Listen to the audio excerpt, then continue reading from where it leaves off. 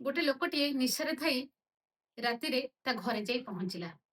रास्तारे चालू चालू किछि फूलकुंड भांगीदेला आउ निजे बांती करी बहुत जोरे तले पड़गला। स्त्रीटी उठेकी नहीं ताको सोफा उपरे शुआईला। लोकटी सकाळु उठिला। स्त्रीटी निश्चय बहुत जोरे रागी थिबो। ए चिंतारे से कौन करे भाबुथिला। ए भितरे से मोबाइल टी को धरिला। मोबाइल रे गोटे वॉइस मेसेज थिला, मु टिके बाहर को जाउची किछि जिनिस आनिबा पई। तमर फेवरेट खाइबा बने देई टेबुले रखि देइछि, खाइ नबो। Love you my dear husband.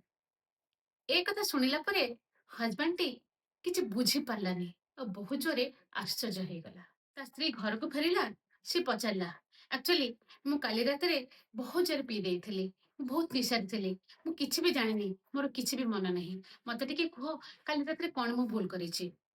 तो एतिकी बेले वाइफ कहला, किछि नहीं, तमे बहुत पी देइथिलो और बांती गलो, बहुत गुडे घर असना गलो, जहा भी हो मु तुमको नहीं सोफारे शुआई देली।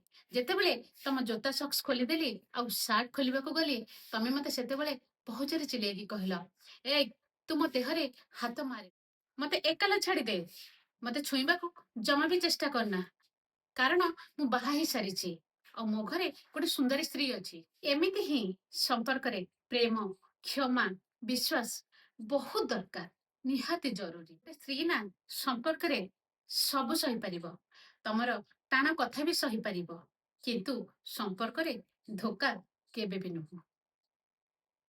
मोर प्रत्येक वीडियो रे आपनको किछि ना किछि शिखिबा को मिलिबो, जहां आपनको लाइफ रे निहाती काम रे आसीबो। So please do like and subscribe.